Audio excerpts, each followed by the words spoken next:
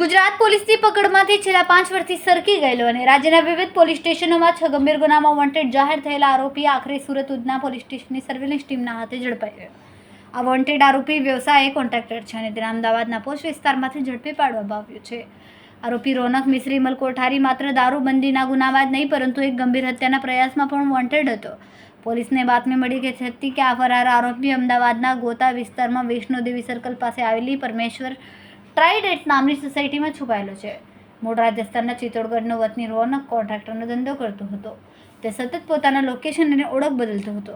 ખાનગી રીતે ટ્રેકિંગ કરીને અને ચોક્કસ બાતમીના આધારે ઉધના પોલીસ તાત્કાલિક અમદાવાદ દોડી જઈ 5 વર્ષથી કાયદાની આંખમાં ધૂળ નાખી રહેલા વોન્ટેડ આરોપીને પકડી પાડ્યો.